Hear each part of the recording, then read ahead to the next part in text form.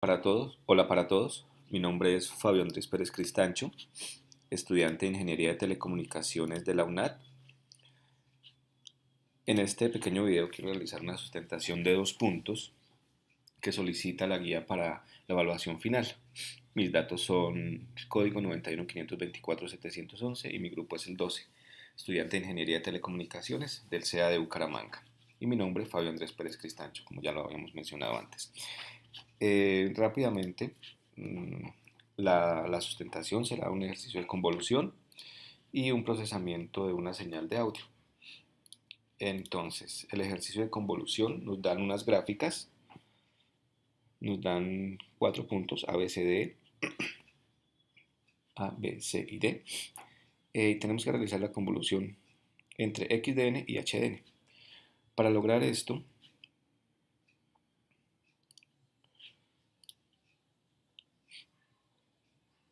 primero que todo se utilizó el método de suma por columnas, pero antes de realizar ese método necesitamos saber cuál es el rango de la convolución, o sea, desde dónde empieza hasta dónde termina la señal ya convolucionada, y también necesitamos saber su tamaño o la longitud. Entonces, para el rango utilizamos esta ecuación que está acá, y para saber el tamaño de la convolución utilizamos esta ecuación. Entonces, para desarrollar el literal A, vemos que hay unos números en rojo. Esos números indican en dónde está el cero, la coordenada 0, 0, o el origen, el cero, del eje n. Realizamos, hacemos la operación. Acá vemos que la señal XDN empieza en 0, la señal HDN empieza en 0, la señal XDN termina en 3 y la señal HDN termina en 5. Obtenemos el rango, el límite desde donde empieza hasta donde termina, y tenemos cuál es el número de muestras. El número de muestras es los datos que hay en XDN y los datos que hay en HDN menos 1. Tenemos que, tenemos que en XDN hay 1, 2, 3, 4 datos, y en HDN hay 1, 2, 3, 4, 5 y 6. 4 más 6, 10, menos 1, 9. Entonces ese es el número de datos.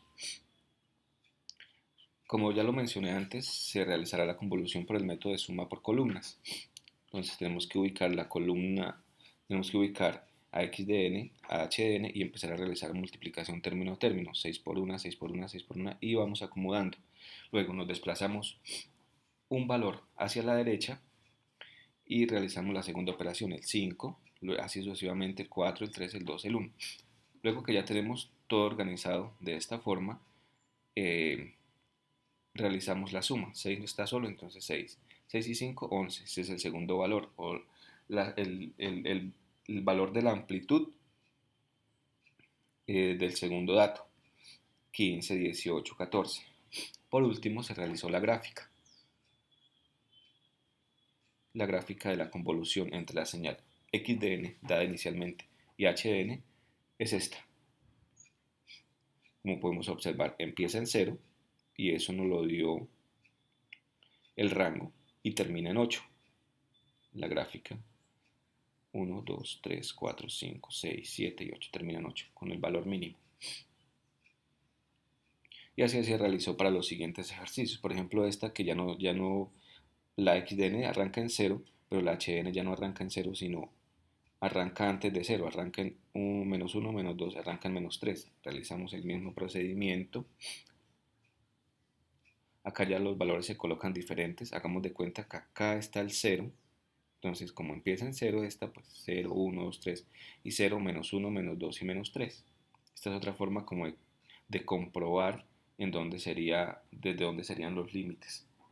Pero pues es mejor realizar siempre el paso de hallar el rango y hallar la longitud.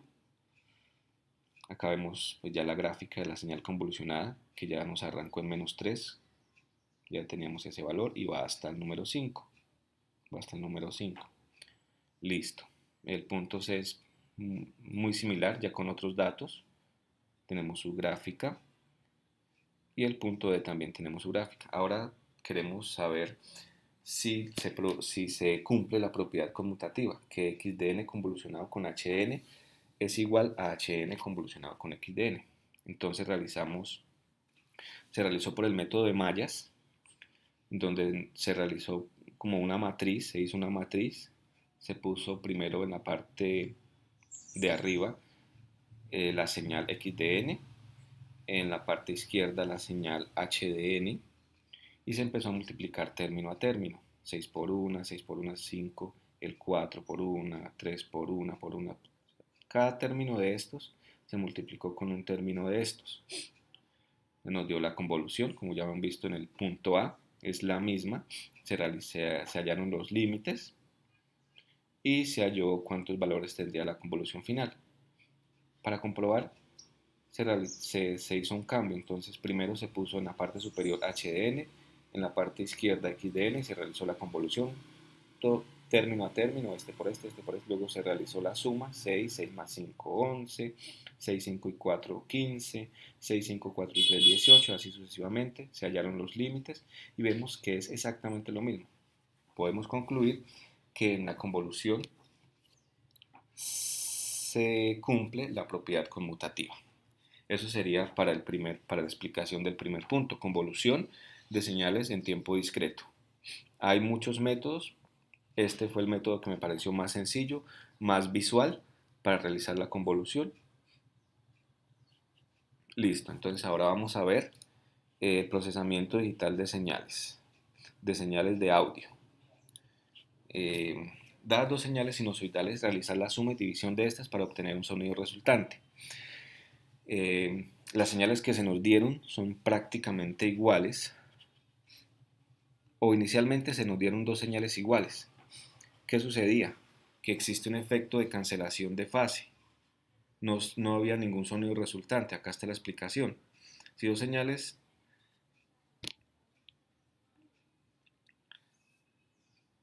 luego la implementación del script, cuando las señales son iguales,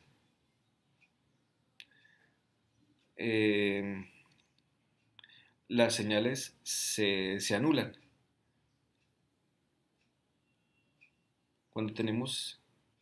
Cuando realizamos este script en MATLAB, las señales se anulan, no existe ningún sonido resultante. Para que exista algún sonido hay que cambiar o la fase de alguna de las dos, F1 o F2, cambiarle sus valores, o cambiar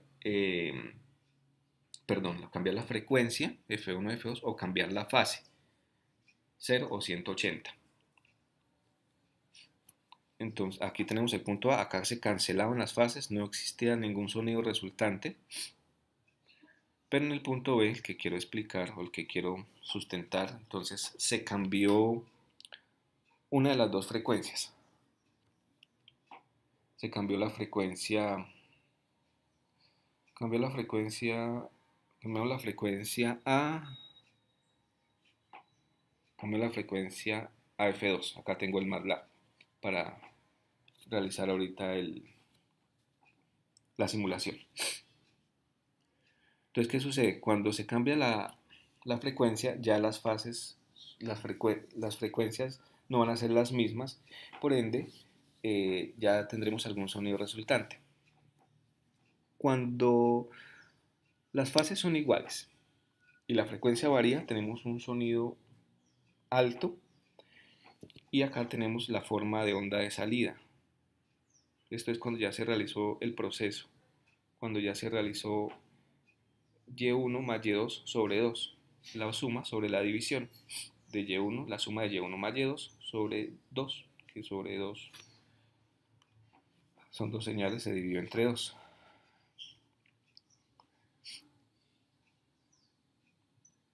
Entonces vemos esta forma de salida. Esto nos indica, antes de escuchar el sonido, que el sonido va a tener unos máximos y después va a llegar a unos mínimos y vuelve a los máximos. O sea, no va a ser un sonido constante, sino va a ser un sonido sube y después baja. No me quiero enredar tanto, entonces vamos con la simulación. Quiero que escuchen cómo sale la frecuencia.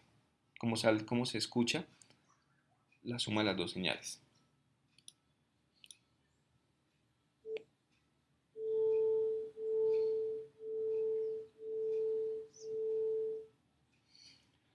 Voy a correrlo nuevamente, ponerle más volumen.